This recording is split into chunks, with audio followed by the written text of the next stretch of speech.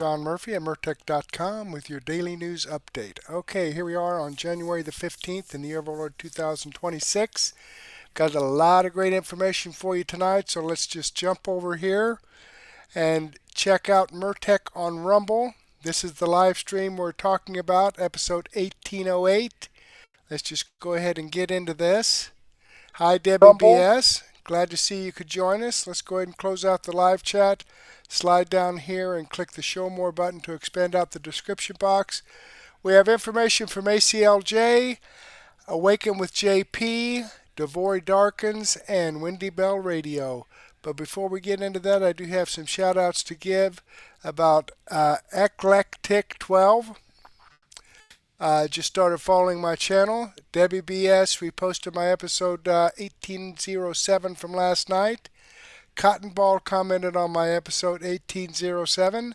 Debbie BS commented on my extra 590A. Debbie BS and Cotton Ball 31 commented on my extra 590B. And Debbie BS commented on my extra 590C. So thank you very much, folks, for your comments. And thank you, Eclectic12, for following my channel. I hope you're tuned in and I hope you enjoy the content. All right, let me give this a thumbs up.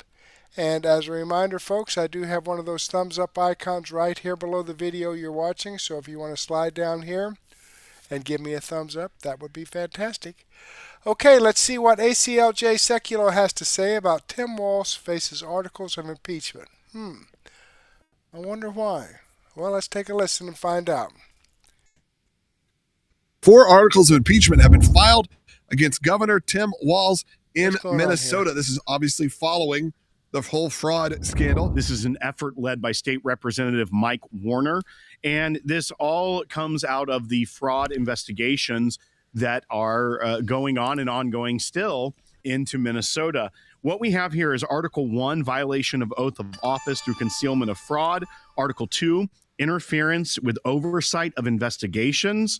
Article 3, prioritizing political considerations over lawful administration.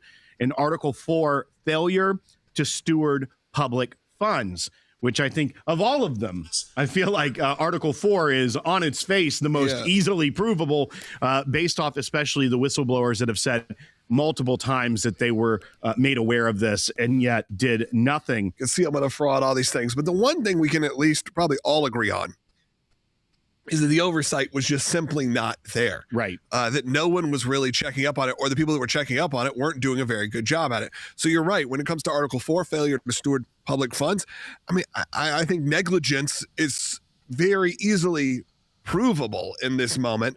Now, the others are a little bit more political. We'll see what they say. We'll see where it ends up. But there's also an interesting thing where you told me, Will, that the people who would be deciding on this, the majority are Republicans. So when you look at it, how does impeachment work in Minnesota? We are very familiar here with impeachment in the U.S. House of Representatives on the national level. Well, it's very similar in the state level in Minnesota.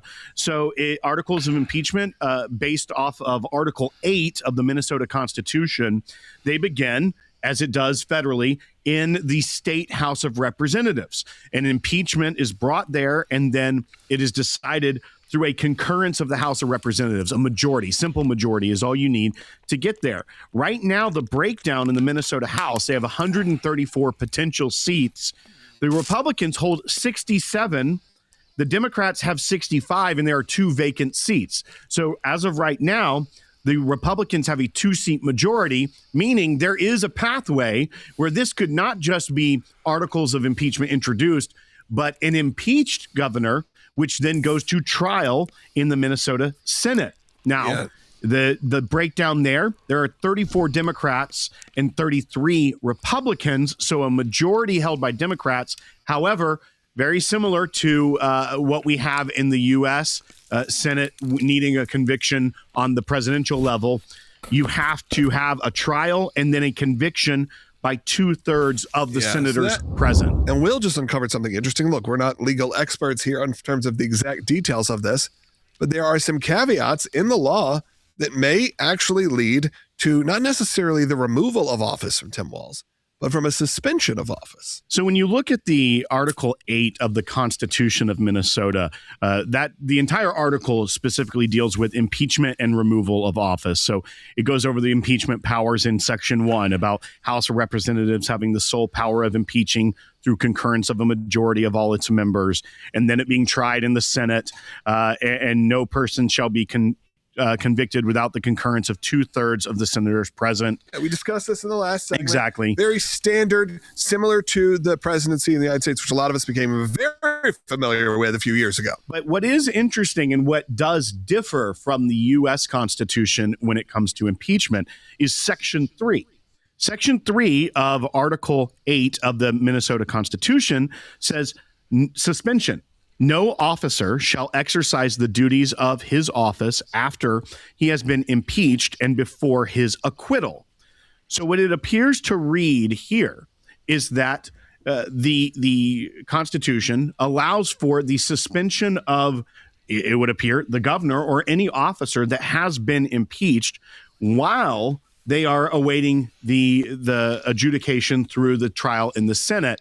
And then if they are acquitted, resume their duties. If they are not acquitted, obviously they are removed from office. So I feel like that caveat there makes it a lot more higher stakes than it necessarily is in the U.S.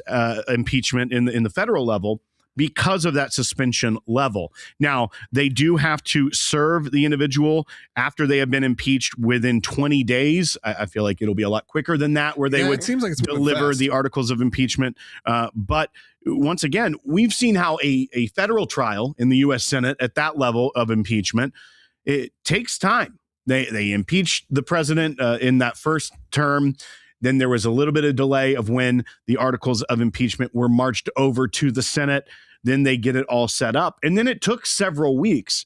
So potentially at the time where you are seeing a lot of chaos in Minnesota, not just at the level of the fraud issue, but with all of the ICE things, all of the stuff that's going on, that they could be potentially without a governor being suspended during this time for a matter of weeks. I also think this shows the broad scale of American politics when it comes to these states, because you think of Minnesota as a pretty blue state in terms of, I mean, yes, there's been times where it's gone more Republican. It is more, maybe you could say it's Midwestern blue collar. It definitely isn't as full blown as you'd expect.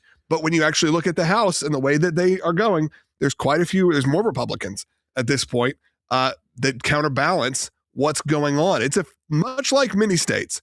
It's kind of a, 50-50, 60-40 kind of situation. Well, and on national level, yes, it is definitely more of a blue state. You don't see it as a type of swing state like Michigan has been, like Wisconsin has been recently, of those Midwest states. It kind of feels like it should be. Well, and once again, even their Democrat Party there is the Democrat Farm Labor Party. It's not even the Democrat Party of Minnesota. It has its own unique name, the Farm Labor Party, which is interesting because I feel like the majority of those in agriculture in Minnesota are no longer represented by the Democrat Party as it is today, and especially with how liberal and how far left it's gone. There's a lot of rural area in Minnesota, but yes, the population centers are still very liberal. When it comes to a national election, a federal election, they are typically going to go more blue, but you do have to realize when you're talking about micro level representation, you are talking about people being able to select their representatives in a state house. Yeah, they probably are going to have a lot more option for conservative representation in the state. And that's what you see here with 134 potential seats in the House of the Minnesota Representatives. There are 67 Republicans. There are 65 with the Democrat Party, and then 2 vacant seats, meaning, I mean, if the Democrats pick those up in a special election or something, you're tied. Yeah. At very best, you're tied in this Minnesota State House. So it is a fascinating thing. As it stands, there is a 2-seat majority by Republicans.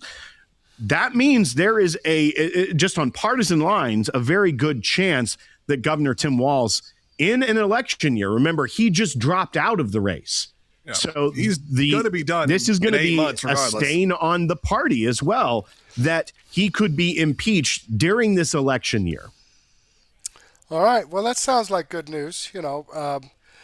But I'll tell you, it all boils down to election integrity. I can't believe that there are that many people in Minnesota that are in favor of what the Democrats are doing right now. It's unbelievable. There was another ICE agent shot. We'll get into that. Or not an ICE agent shot, but an ICE agent shot an illegal alien because he was getting beat with a snow shovel and a broomstick. So, and then of course the Democrat leaders, mayor of Minneapolis and Governor Walz, was all freaking out because the ICE agent shot somebody who was trying to beat him with a shovel, snow shovel or a broomstick, whatever the hell it was. Okay, let me go ahead and click on this Rumble link and show you this video does come from American Center for Law and Justice. Following the channel, I've given them a thumbs up. I hope you do the same thing for me.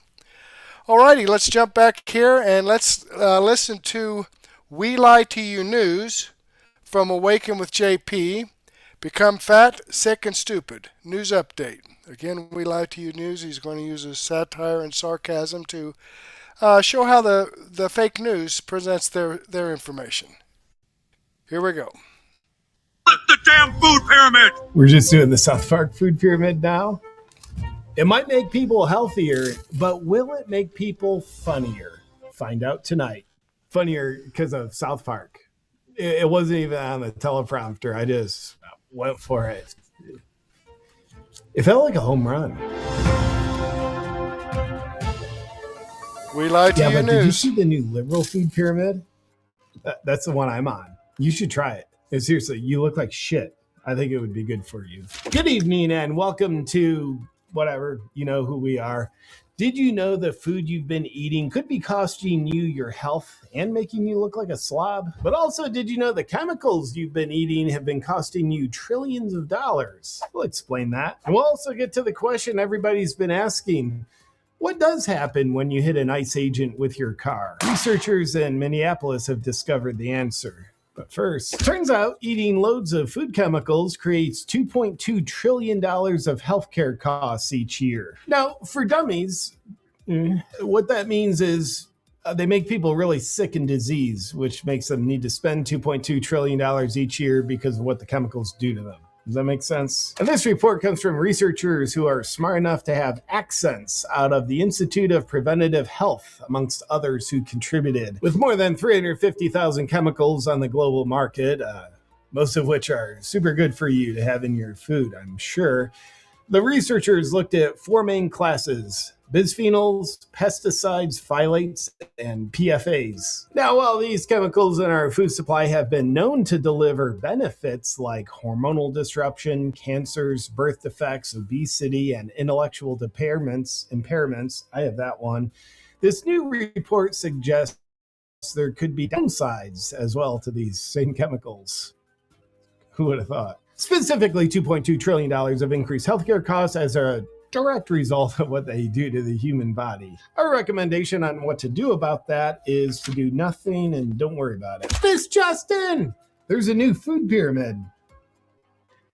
It's not a this just in because I already said it. People love the this just in segments. And I'm just saying, I think this discredits them. I don't like it. So the new food pyramid couldn't be more opposite than the old one. It seems poised to unfortunately be good for people while putting corporate profits at risk. Well, the new one's allegedly meant to be good for people. Whatever. The old one delivering results like escalating rates of obesity, heart disease, and diabetes. How did that old food pyramid get constructed in the first place? Some are asking. Well, much like the mysteries surrounding the Great Pyramids of Egypt, we don't really know how something so disastrous for health got made and recommended in the first place.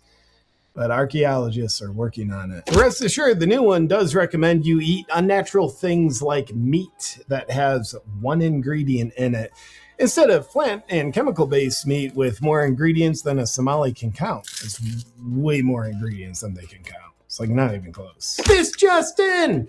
The childhood vaccination schedule has been dramatically reduced. My paraphrase of the HHS's announcement is instead of giving kids 72 safe and effective jabs.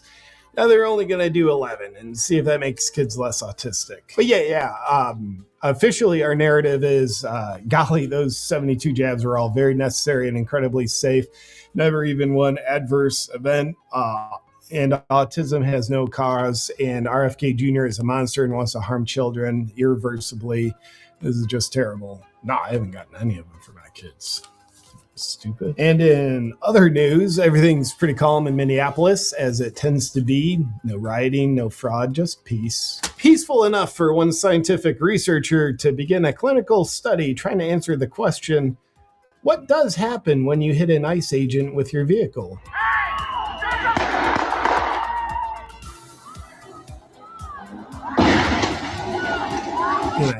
That's what happens. Now, there's 3 important lessons here, kids. Number 1, wait an hour after you eat before swimming. I just don't think we talk about that enough nowadays. Number 2, as the agent was clearly hit by her car before he neutralized her, the agent's actions were very unjustified, given that she didn't even identify as the driver of the car. Maybe he doesn't identify as a shooter. Do you think of that? 3rd lesson, and I don't think this has been talked about nearly enough. After the agent fires shots into her, listen to what he says. Oh. Good. How is that not being talked about more? That part's hilarious. Now, you don't have to agree with the agent's actions. You don't even have to agree with what he said. But that is unmistakably excellent comedic timing. If you're going to say such a thing after doing such a thing, it's good timing and tonality. That's all I'm saying. And scientifically speaking, that's what happens when you hit an ICE agent with your car. It's not recommended for kids, and 72 jabs aren't anymore either. That's it for today's news. Try growing up a little bit today. See you next time. No, honestly, I don't care about what's happening on Iran. No, I'm not going to read. Just cut it there. All right, there you have it. I'm glad he cleared that up for us, because I'll tell you what, I was confused there for a moment. Now everything's crystal clear. All right, let me jump over here and show you that this video does come from Awaken with JP. I am following his channel. I've given him a thumbs up. I hope you do the same thing for me. Okay, then let's jump back here and see what we've got here from Devory Darkins. Trump makes major announcement in Minnesota as Democrats dealt a legal blow. Okay, well, that sounds like more fun to me. Let's check it out. Major updates in today's video, starting with the president reacting to Renee Good's father. Also, he put blue states on notice. He's freezing federal funds effective February 1st. And the lawsuit against DHS, legal experts say it's going nowhere. But first, like this video, share this video, leave a comment down below, and please do not forget to subscribe. Let's start here.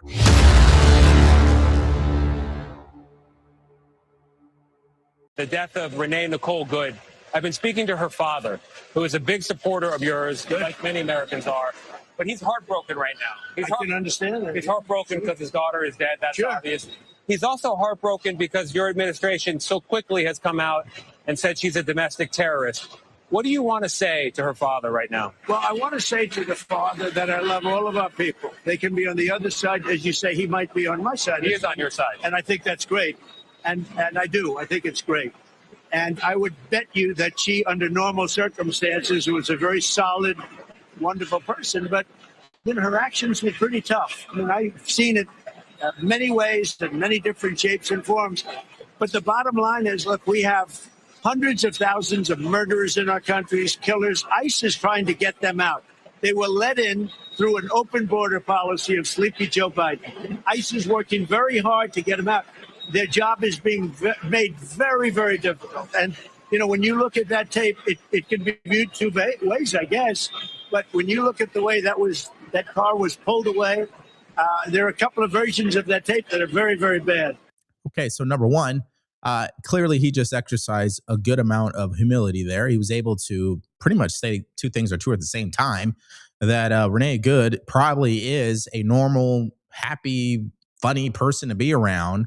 But once she decided to exercise poor judgment and join this anti-ICE group, she made some terrible choices there that led to her losing her life. Those two things can be true at the same time. Okay, we're all flawed human beings. Unfortunately, she lost her life over it. And secondly, the president got into this huge announcement earlier today because of all of this, really, that he's going to be freezing federal funds in regards to states that continue to support criminal illegal aliens and continue to protect criminals over American citizens. I'll let you hear it for yourself. Take a listen. We're giving 90-day notices to places like California, Scott. Right away, we're going to send out that notice. Who would bill the federal government as people poured into the state to send those people back because no country can afford to do it. No country can afford to take in millions of people, pay for their education, their health care, their hospitals. You just can't do it. And we all have a heart. You can't do it. But many of those people are murderers. They're people released from jails, prisons, mental institutions, insane asylums. They're people that are drug dealers. They're addicts. Additionally, starting February 1st, we're not making any payments to sanctuary cities or states having sanctuary cities because they do everything possible to protect criminals at the expense of American citizens. And it breeds fraud and crime and all of the other problems that come. So we're not making any payment to anybody that supports sanctuary cities. Now, I've been saying this since day one regarding the mass deportation operation that 77 million people voted for, that Democrats the entire step of the way should have actually gotten ahead of this by working with the president. I think they're putting people in harm's way by refusing to. I think when they are handicapping their local police department, it's making this to be a more dangerous situation. And at this point, there's no convincing them because I think it's proven that they want the chaos. They believe that's going to help them in the upcoming election in order to mobilize votes. All right, so now what we're going to do is play this clip from CNN where their legal expert pretty much says that this lawsuit against DHS is dead on arrival. It has no teeth. It's going nowhere. Take a listen to this. Let's focus in on the Minnesota lawsuit. What do you see in it? Do you think it is a strong case? No, I don't, Kate. I've read both the Minnesota and Illinois lawsuits. They're really political diatribes masquerading as lawsuits. If you look at what both states are asking the courts to do, it's to kick ICE out of those states and cities and to bar ICE from carrying on federal law enforcement in Illinois and Minnesota. That's the top thing both states asked to do, and they cite zero precedent for that. There is zero precedent for that. There is no way a judge can say, you federal law enforcement agency, you are not allowed to execute federal law in a certain state or city. I think the most that the states could get out of this, if they get sympathetic judges, is a judge who's going to ask questions of ICE, who's going to hold hearings, who's going to demand questions about how they're training, how they're carrying out their policy. You also could have judges that issue sort of symbolic orders along the lines of, ICE, you are not to violate the law, but that's already the case. It's already not allowed for ICE to violate the law. So these lawsuits, which appear to be coordinated, they're potentially powerful political statements, but I don't give them much of a chance of achieving the legal thing that they're asking for in the courts. What a major blow, as some may say. Listen, we've seen the numbers. I could bring it up for you again, but bottom line is 88% of the cases that have reached the Supreme Court have cited in favor of the Trump administration. And a lot of that is immigration. So, yeah, these lawsuits are going nowhere, and they have to always appear like they're doing something, but whatever they're doing never actually leads to results. And I mean Democrats. And here's the problem. Because they have convinced their base that the Trump administration is the greatest threat on earth to this particular country, it's so hard to back that up with action. And as a result, their base gets angry and angrier and violent, might I add, as time goes on. Let's go to the mayor of St. Paul. Here's her reaction to the lawsuit. The point of this lawsuit was never to stop federal agents from doing their legal actions or the work within their legal limits. It is the fact that they are not complying with our U.S. Constitution and states' rights and also their own federal policies. I mean, this is to hold them accountable. They are terrorizing our neighborhoods and our communities, and that they have to be held accountable.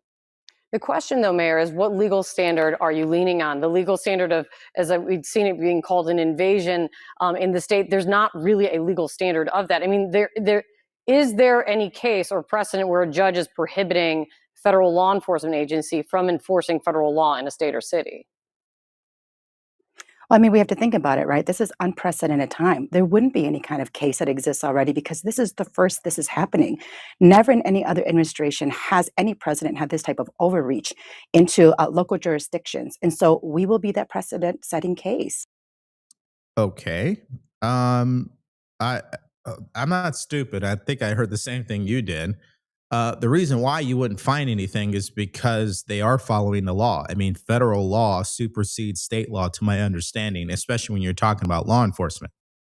Um, yeah, I mean, this goes back to the same thing about them threatening to arrest ICE agents. They're not going to arrest ICE agents. Okay, that's not going to happen. However, what might happen is ICE agents actually getting shot. We know that attempt took place in Dallas, Texas, but you could expect that something sooner or later is going to break here and go down. And DHS just posted this minutes ago, literally. They said about 45 rioters in Minneapolis threatened and assaulted DHS law enforcement outside the Federal Whipple building. Here is a photo of some of the signs that they were holding up. Shoot your local Fed. Wow. You just can't make this stuff up. Now, let's go to this heated debate between Congressman Frost out of Florida and Will Cain on Fox News about everything we just discussed. Take a look. Would you tell your sister to go behave in the way that protesters, even Renee Good, did in Minnesota? Would you tell them to block officers with their car? Would you tell them to drive towards officers? Would you tell them in good conscience, you'll be safe, go act like this, this is smart, this is wise? Would you tell that to your sister? I am against any kind of violence on officers and on anyone. Number one, I can say that very easily. Number two, what I can also say very easily is this administration is putting ICE in very specific cities, in a lot of mainly Democratic cities, and they are inviting this chaos. That is why, and you can see all the videos, they don't go out there alone. They go out there with a film crew, in many cases, to get all this on film, to post these propaganda videos on. Hold on, let me finish. You want body cam. But it's not about body cameras, Will. It's because they are filming it to put online to make a show of the chaos they're creating in these cities. This is very important for me, okay? Let me just ask you this. How many times have you received spam calls, spam text messages? And you're sitting there wondering, how did they get my information? Well, they got it because your personal information is being sold on the dark web. And I'm talking about your name, your email address, your mailing address. He's actually doing a commercial here, so let's go ahead and get past that. No one else will do it for you. Again, that is or.com/Devory. Yeah, so obviously the congressman, he's not being really genuine here. Okay, I'm really objective here. I think two things are true at the same time. These shootings, whether they're justified or not, are going to become a huge problem for the administration. It's just a reality, okay? It's called politics. It may not be fair. It may not actually be the right thing. It's the reality. And at the same time, it is a reality that any American citizen who decides to wake up in the morning and go out there and confront an ICE agent who is carrying a firearm, they better be careful. It just does not make sense. Okay, let's continue where Will Cain presses him on this. You have also, Congressman, called the ICE officer involved in this incident a murderer. You have said it is murder. Now, there has been no completed investigation. There's been very little evidence offered up besides a viral video. And I'm curious if that condemnation of yours, with so little evidence, so quickly, without an investigation, is how you are telling the rest of us how to define due process. What I'm saying is the fact that I saw the video with my own eyes of that man looking the woman in the face and shooting her in the face as her car then sped away uncontrollably. Congressman, you used a very specific legal term. To use the term murder, murder has a definition. Murder has a definition, and you use that. It's a criminal definition. That's the term I'm using. I'm not. What I am saying is, yes, that officer is entitled to due process. Yes, there should be a process. But two things. Number one, Renee Nicole Good was not given due process. That ICE agent was jury and executioner in that moment for that woman. But number two, and this is very, very important, within minutes, do you know who the first person to come out and label someone in this was? It was this administration. Hey, if you guys noticed, the argument, it seems to me, from Democrats is that, well, Kristi Noem, Stephen Miller called her a domestic terrorist, so it's okay if we call the officer a murderer. Okay, so I guess two wrongs make a right now. I mean, I'm using their logic. Okay, listen, this officer, whether he feels he was justified or not, understands something. His life has been changed forever. People honestly think these officers who are involved in shootings get to go on about their rosy life and it's all peaches and cream. Imagine being him today. He can't go anywhere. His family can't go anywhere. It's a terrible situation. And people may say, well, Devory, I mean, that's nothing compared to Renee Good. I agree with you. In both scenarios, it's not a good look regardless. Okay. You have gotten your point out that you believe it was wrong for the administration to define her as a domestic terrorist, but you're here today talking to me about due process, and I'm concerned about your fidelity or understanding of due process when you deem an innocent man innocent until proven guilty is part of the United States Constitution. When you deem an innocent man a murderer, and you were an elected official, let's focus on you. You are an elected official with very little evidence. All you have is a viral video, and you condemned the man who, by the way, I think you are liable. I think I would be careful if I were you, Congressman, for defamation. You, Steve Kerr, Doc Rivers, anyone else, I think you should be careful because you have crossed over the line of defamation. But for our purposes here today, I'm not going to be careful in terms of calling out. I think you have no so fidelity to due process. So at this point, they're just talking past each other. And that's what's happening in the country currently right now. Someone who supports Renee Good, there's no way to actually have a thorough conversation with these people. They don't want to hear it. But I will continue to do these videos to show you both sides and hopefully inspire that type of dialogue. Here's the bottom line to it, and I've said it throughout the video. If Democrats want to avoid this level of conflict, this level of chaos, they need to work with DHS. Their refusal to work with them, their refusal to work with the Trump administration is only going to make these things continue to happen. Okay. That's just the reality to it. And we know it's true because all we have to do is look at the mayor of San Francisco. All we have to do is look at the mayor of DC. All we have to do is look at the mayor of Memphis. What do they all have in common? They're Democrats, but they chose to work with the administration. And that's why you haven't had the level of drama in those cities that you had in a place like Chicago. Look, I want to be very clear that what's happening right now is the Trump administration is taking away law enforcement that should be focusing on real national security threats, on real criminals, and deploying them to immigration and harassment, kidnapping, detention, killing of U.S. citizens, residents, undocumented immigrants who have never committed any crime in this country. Yeah, so that's just another clip to explain exactly what their current thinking is. Again, if you're in the country illegally, it doesn't matter to Democrats. I think that's abundantly clear. So what's also happening amongst all this chaos that continues to erupt across the country is that the prosecutors in the state of Minnesota regarding the Renee Good shooting, they have resigned in a form of protest. Listen to this. Tonight, Fox News has learned 3 federal prosecutors from the U.S. Attorney's Office in Minnesota have resigned in protest over the handling of the investigation into the shooting of Renee Good. Specifically, that the investigation was looking into anti-ICE networks that Good and her wife may have had ties to, rather than focusing on the shooting itself. Now, of course, the mayor, Jacob Frey, has a lot to say about this particular announcement. The fact that they're resigning in protest doesn't mean something nefarious is going on with the federal government. Now, if they have actual proof that there is something that is outside the bounds of the law regarding what federal prosecutors are doing, they should absolutely expose them. You know, and here's the thing. Rhetoric is cheap. When you bring the receipts, that's a whole nother thing. All right. But they haven't done that at this point. But we might as well get the reaction from the mayor himself. Take a listen. Regarding the resignation, what does this tell you? It tells you that this is not purely about clamping down on fraud. If all of the people that are investigating the fraud suddenly decide we've had enough, we're not doing this anymore, we're leaving. In Minneapolis and in Minnesota, there's a lot of work that is presently taking place to make sure that fraud doesn't happen. And now when you have the lead investigators that are leaving, that's a major problem. And it's not because of anything that somebody in Minnesota has done. It's clearly because of the way that the Trump administration is conducting it.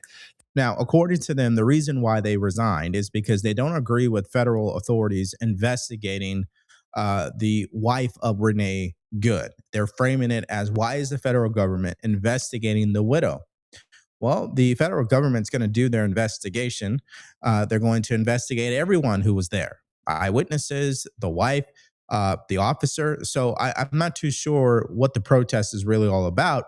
The only thing I could come up with is that this is a political move. And I'm not shocked by it because, let's be honest, these people are politicized. Okay.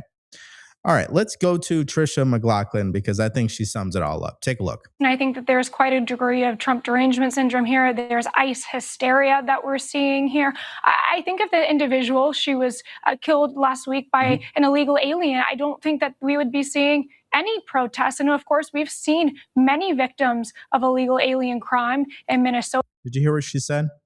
If an illegal alien killed Renee Good, would people be protesting, rioting in the streets at the level that you're seeing today? No, most people would be silent. And that is the hypocrisy from the left. But that's how I see this entire story today. What about you? What do you think of the president, his response to the shooting? What do you think of him freezing federal funds to these blue states? And what do you make of the update that this lawsuit against DHS is going nowhere?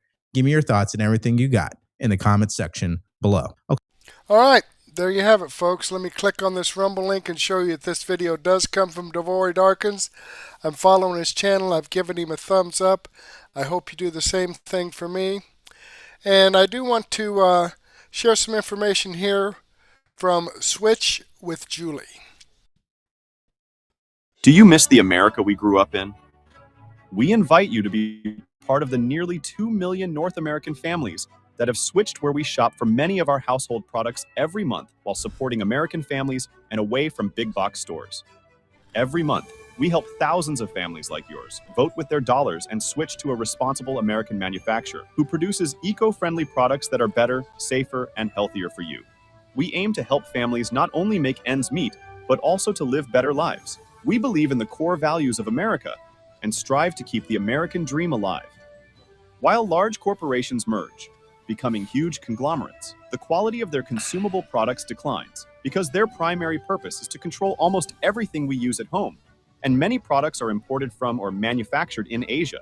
When we stroll down the supermarket aisles, we may believe we have endless choices, but in reality, most of the products are manufactured by a handful of conglomerates under various brand names. With record inflation and gas and energy prices on the rise, the manufacturing cost is dramatically increasing every month. The worst part is that many of their products are manufactured with cheap synthetics and fillers to cut costs, including toxic ingredients. Check out the many lawsuits filed against these large corporations because some of their products cause skin and lung issues and even cancer, and switch to safer, healthier products made in America while supporting the American family and our values. Yes, we have discovered a better alternative, a US-based manufacturer with a track record of over 38 years of ethically producing safe, eco-friendly products, with ingredients provided by local suppliers and farmers who hire American employees. This members-only shopping club is where more than 2 million families that have joined our movement buy high-quality, safer, healthier, and eco-friendly products from. When we shop American-made, we all win. We invite you to fill out the form on this page.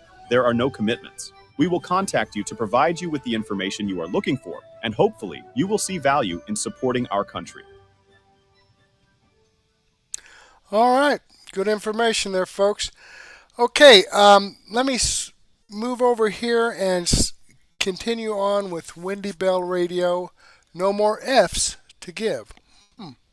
Okay, that sounds interesting. Let's see what that's all about. God, indivisible, with liberty and justice for all. Amen. So there's a gal in my neighborhood who is an extreme leftist. She is an attorney. She is a smart woman. She is an angry, white, college-educated, toxic liberal broad. She is the scourge, ladies and gentlemen. And you know what? I have great sympathy for her. And I'm going to tiptoe around this because I cannot fathom what she has gone through. Her daughter overdosed and died in their house. This was several years ago. And it was awful. And it was the fentanyl tainted drugs that we're all worried about right now. This mom now, after burying her daughter, after seeing what drugs did to the beautiful, capable, exuberant, joyful soul that her daughter was, this mom now is an agitator on the left who's ready to rumble here in Pittsburgh. She's ready to go out. She's ready to fight, put everything on the line to protest ICE, ladies and gentlemen, because that makes sense.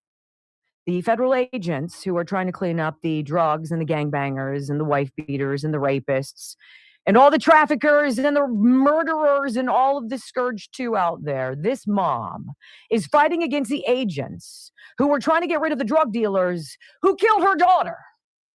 And she's not connecting the dots, okay? So I want to put this out there for you. We are dealing with people who are not rational people. And I'm not sitting here saying, you know what, we should make fun of these folks for protesting. We should ridicule them we should ridicule them. They're making Minneapolis unsafe.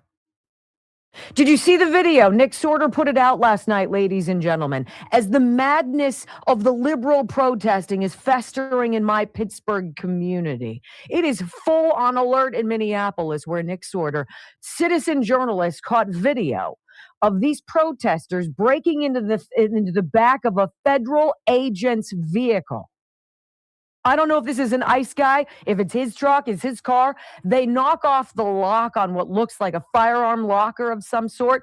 They take out his rifle, all of the ammo, and perhaps even more sinisterly, they find inside that vehicle, allegedly, a packet of information listing all of the agents, listing where the agents are staying, their phone numbers, their email addresses.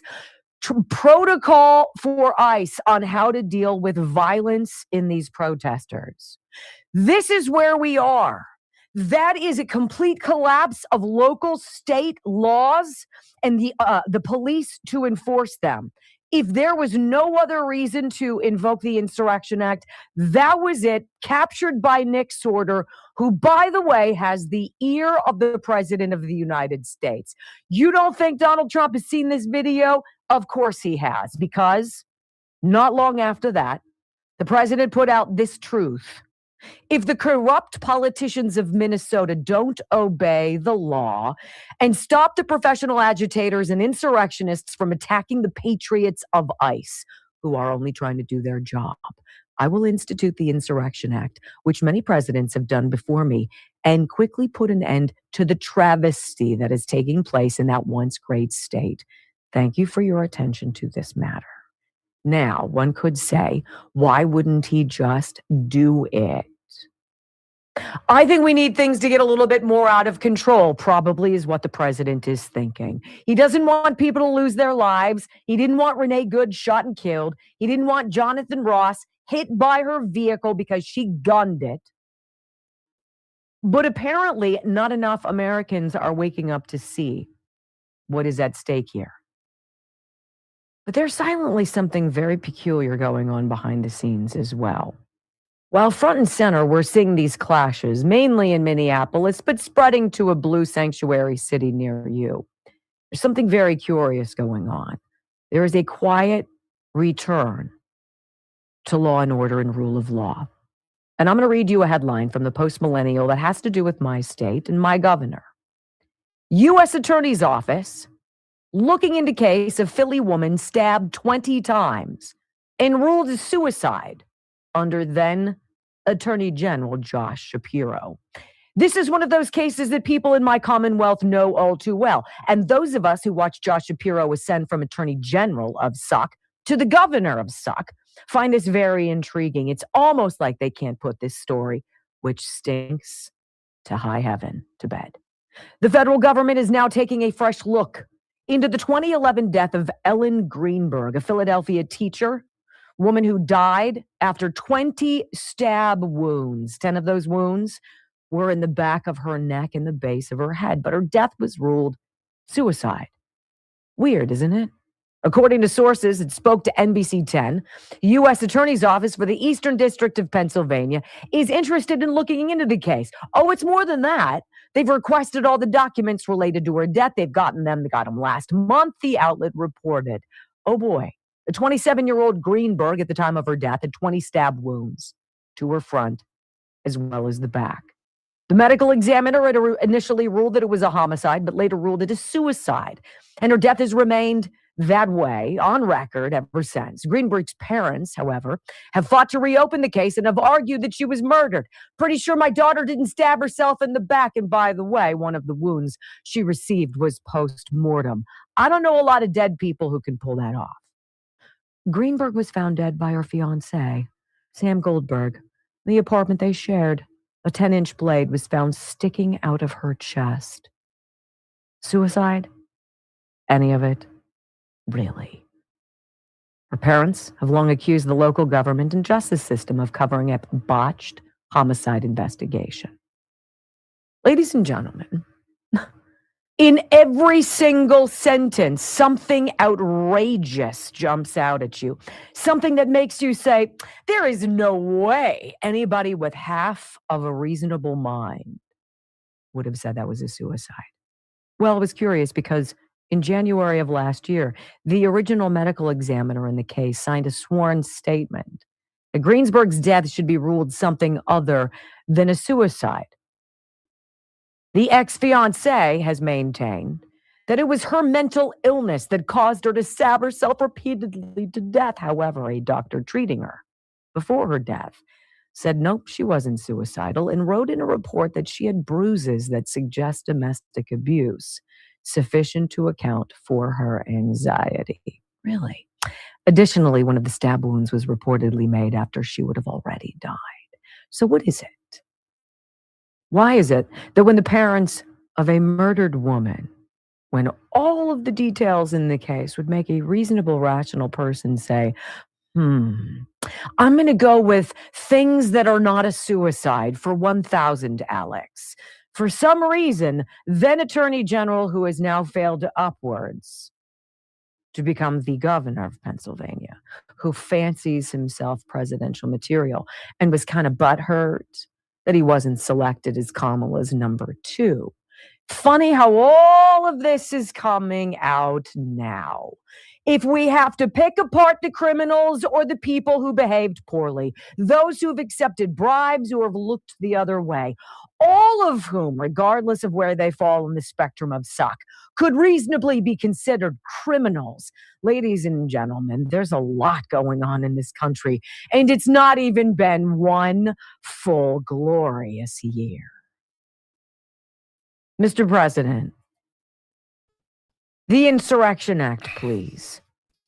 Let's clean up this mess before another person dies who doesn't need to. When we come back on the Wendy Bell radio program, Bill Malhusian talking about Republicans pushing a bill that would retroactively denaturalize people from other countries who've committed crimes here in our country. Yeah, about that. We don't want you anymore. Bye-bye. I voted for that. Next on the Wendy Bell Radio Network. Alrighty. She definitely gives you the stories, doesn't she? And that's why I like to share her, to give you guys the news. What's she doing? Oh, my hair.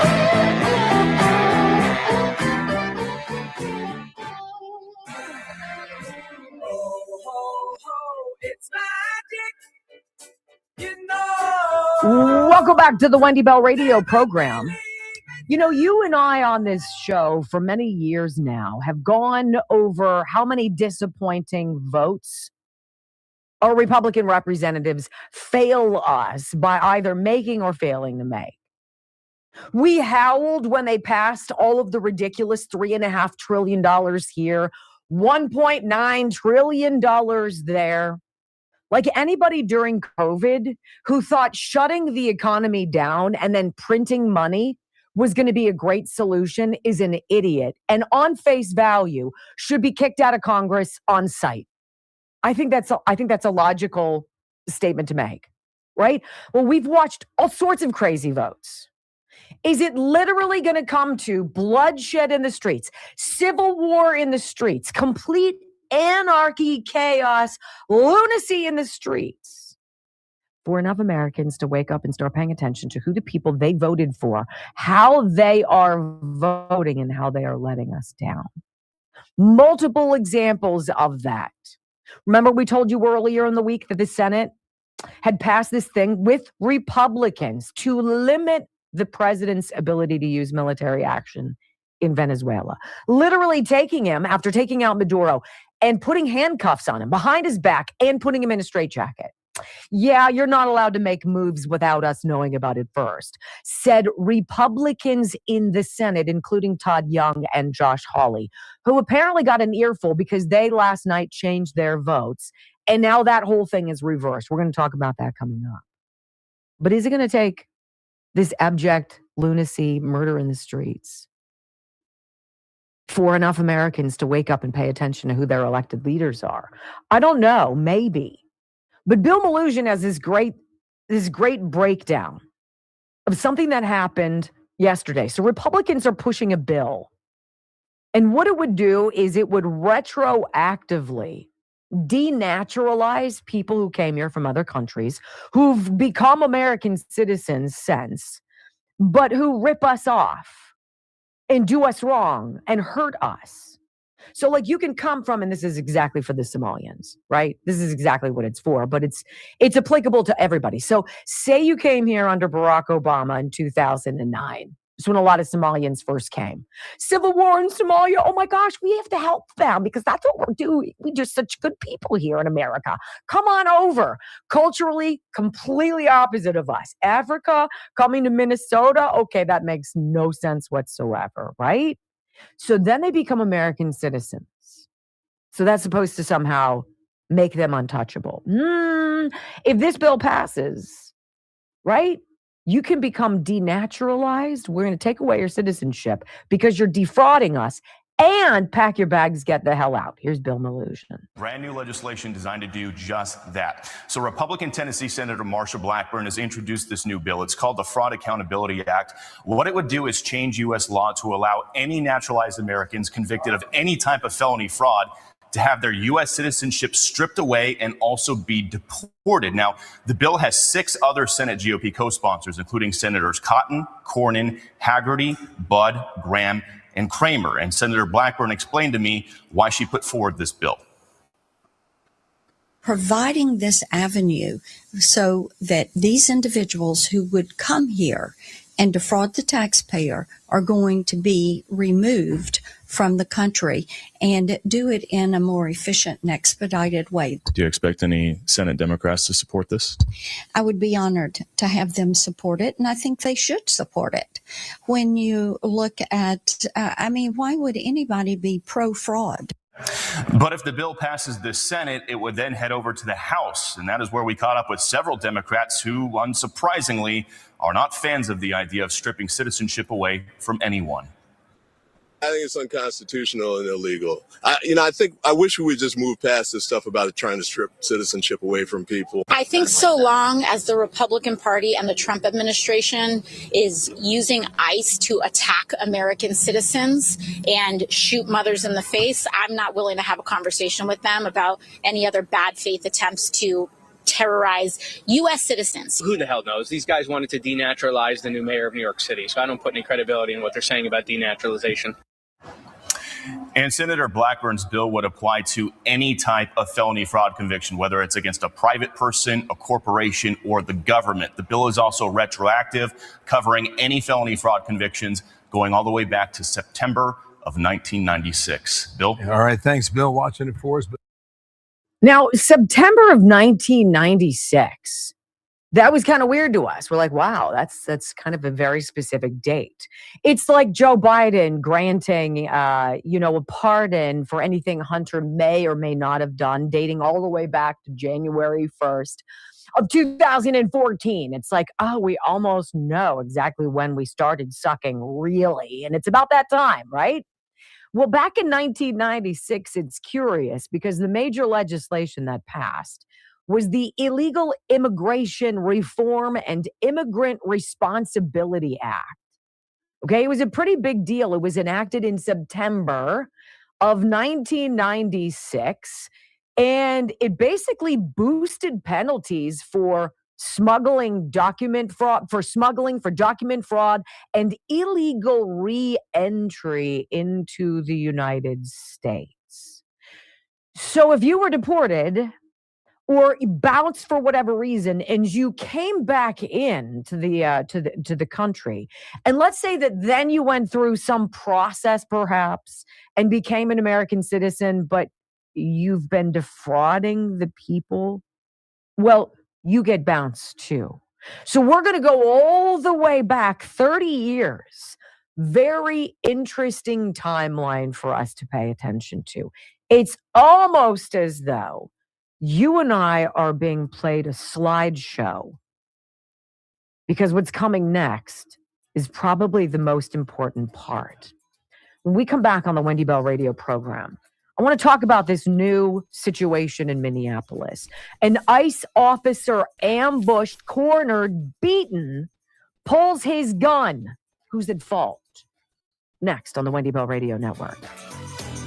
All right, well, we got to listen to that. But 1996, wasn't that Bill Clinton who was the president at that time?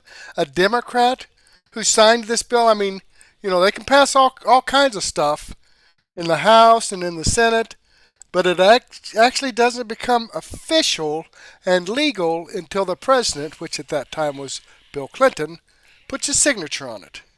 So, even a Democrat thinks that, yeah, well, you know, if somebody is fraudulent, and has become a citizen from another country, yeah, we should probably remove that citizenship and deport their asses. Even a Democrat back then, before Democrats completely lost their mind.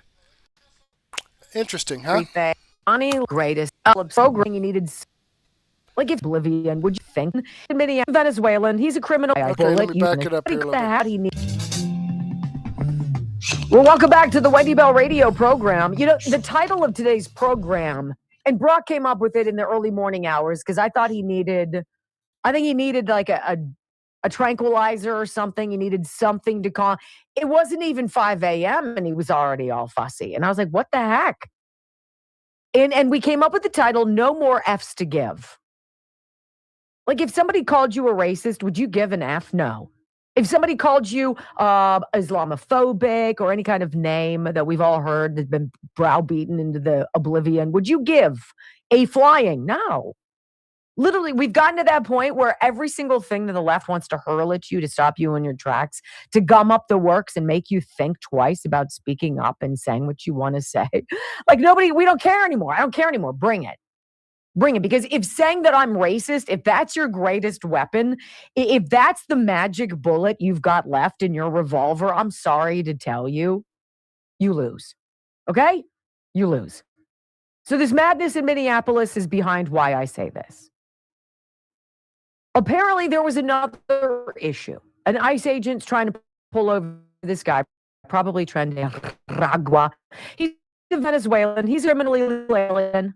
This is what ICE do. Remember, 70% of the people that ICE is picking up, 70% of the people that they're picking up have criminal records, okay? 30% get caught up in it. They get questioned. They get released. It is what it is. Let's get this. Breitbart. Venezuelan illegal alien attacks federal aid in Minneapolis and gets shot. Yeah. You know what? He's lucky he wasn't killed. He was wounded.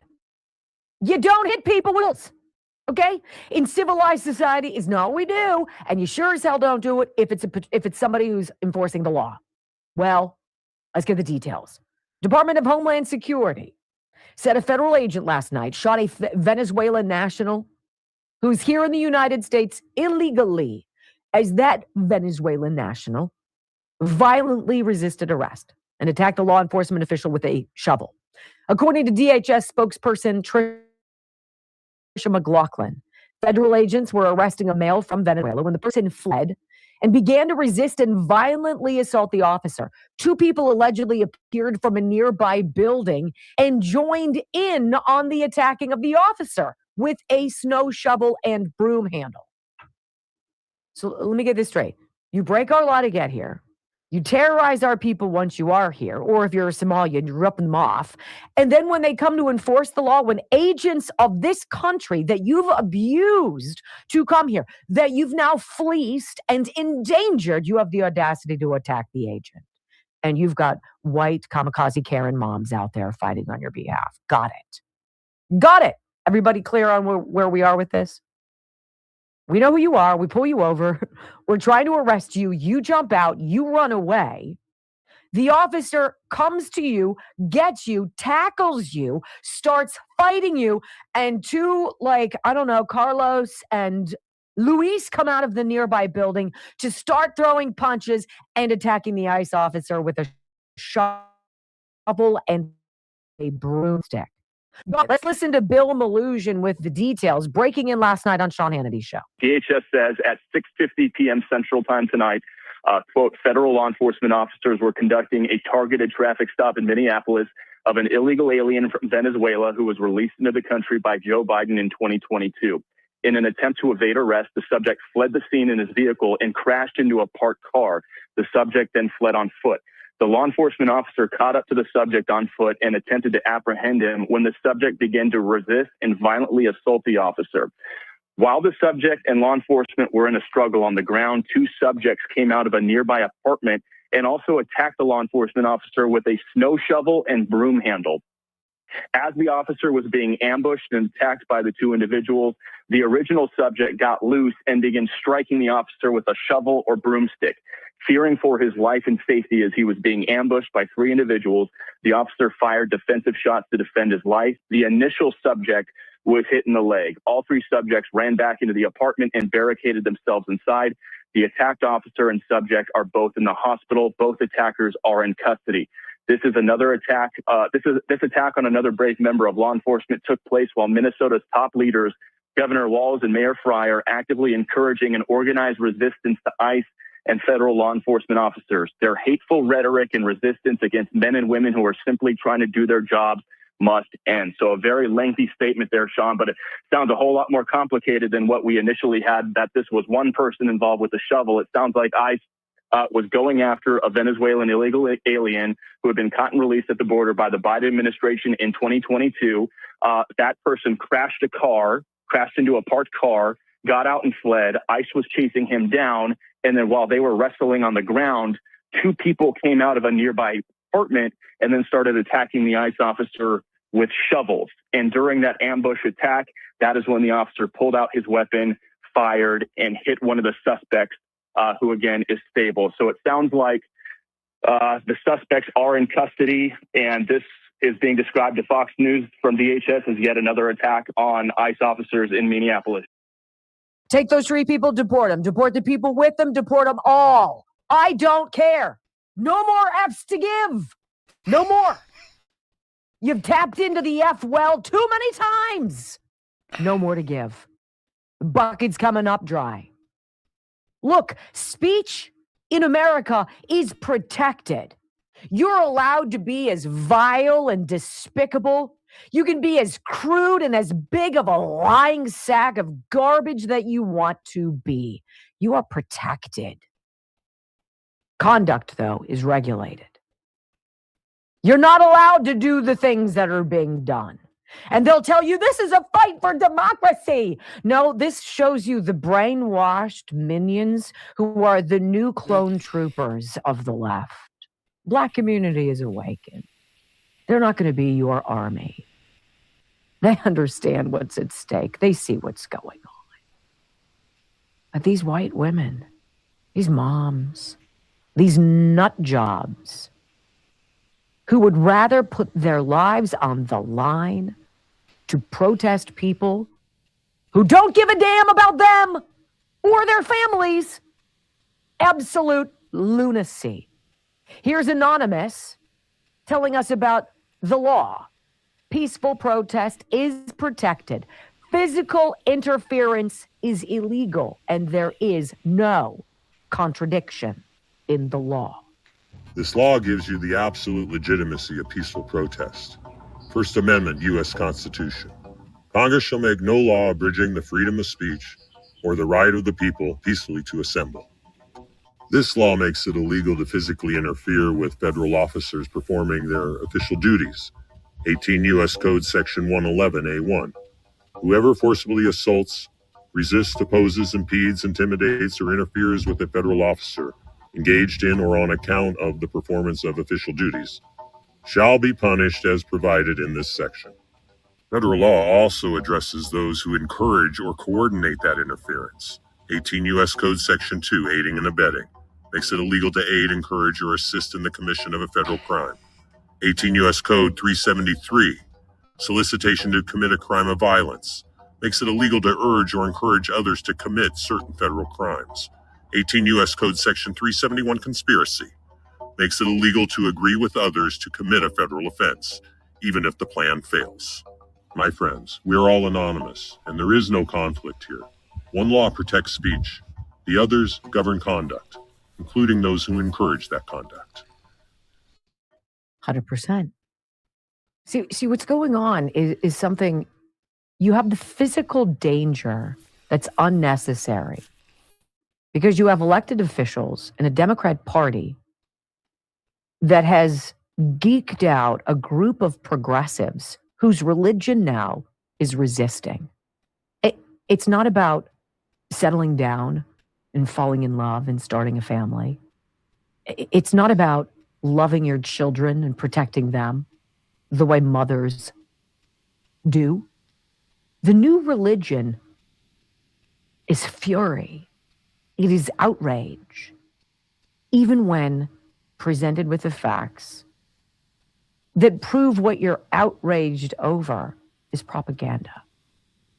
There's a psychological operation that is so insidious, and for some reason, it's been particularly effective with women, and I just don't get it. These people who have sacrificed personal, what we would all consider personal victories in our individual lives. These people have sacrificed all of that. And their new religion, their new clique, their new family is rage. It's batty. I'm going to tell you, just totally bat crap crazy. Trish McLaughlin at DHS says the officer feared for his life, fired shots, striking the person who agents were seeking in the leg. You know what? Can you imagine being that ICE agent and having three guys kicking you, punching you, swinging objects at you, and then having the presence of mind to pull your gun, fire a non-lethal shot, and hit the person you're aiming for? I'd shoot all of them. Well, that's just terrible. That sounds so discriminatory. Oh my gosh. No. You come at me with a shovel? Those people are so lucky they're still alive.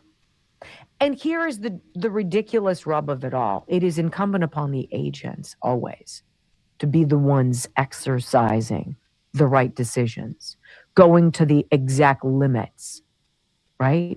It's never incumbent upon the losers who are out there agitating.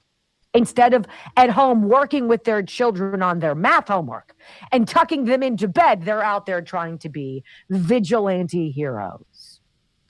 And yet all eyes, all scrutinizing is on the federal agents who are the ones under attack for doing the job to rid our communities of dangerous illegal aliens. Make it freaking make sense. It doesn't.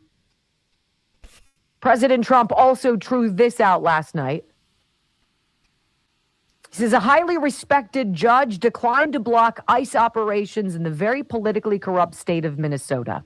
ICE will therefore be allowed to continue its highly successful operation of removing some of the most violent and vicious criminals anywhere in the world, many of them murderers from the state. The great patriots of law enforcement will continue to make our country safe.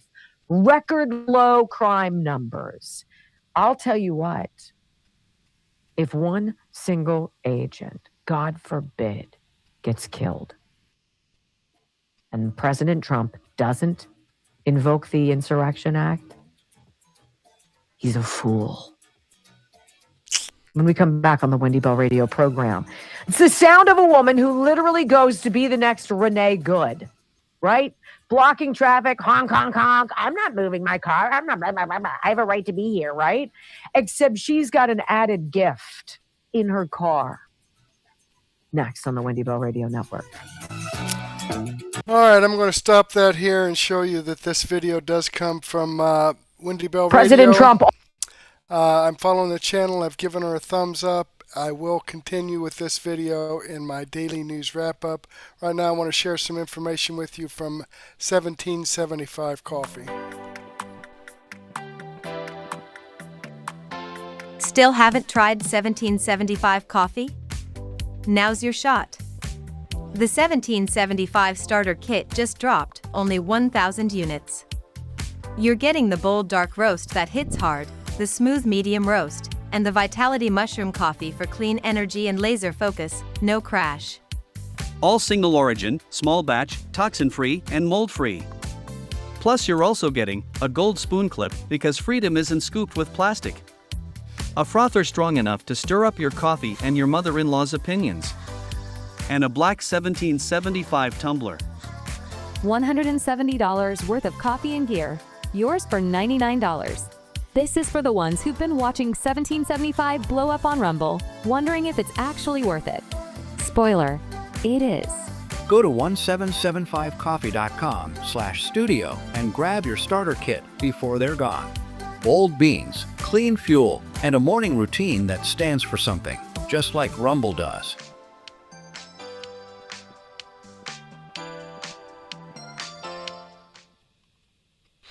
Okay, I've copied the live chats into a comment here. I'm getting ready to make that permanent to this video. Boom, there we go. That's how you do it. Comment, folks.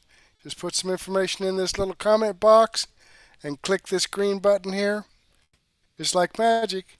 Let me remind you, these videos do come directly from the producers that created them. The links to the videos as well as the links to the producer's channel is right here in the description box. And these videos that I share with you are videos that I've posted on Mertech.com, where I have over 55 no-nonsense, common sense, logic, and truth videos. And right here is the links. Mertech.com, my Rumble link, my Facebook link, Truth Social, X, Pickaxe. Also, if you want to help keep free speech alive. So, with that being said, I'd like to share a lot more information with you, and that's why I have my daily news wrap-up, where I have 21 videos lined up here for you. There's about 9 or 10 hours worth of information here. I'm going to start off with where I left off with Wendy Bell. Got some information from RT News, Russian television, Clinton's in deep trouble, Epstein ties and Trump's global strategy, with George Papadopoulos. This is Russian television that's giving out this information, okay? I had to share this with you. Also, some information from Dr. Steve Turley, X22 Report, Black Conservative Perspective, X22's Episode B, Steve Gruber Show, all kinds of great information here, folks. So, just go ahead and take a break. Grab a donut and a cup of coffee, or a sandwich and a soft drink or a beer, or a nice glass of wine and some cheese, and take a break. Meet me back here at 9:30. I'm going to have to rush to get this going. Right now it's 9:13, so I've got 17 minutes to get this going. But I need to get my Rumble studio ready and make sure that my playlist is all set up. But in the meantime, I do want to thank you for being here with me. Hopefully, I'll get to see you again later. And may God bless.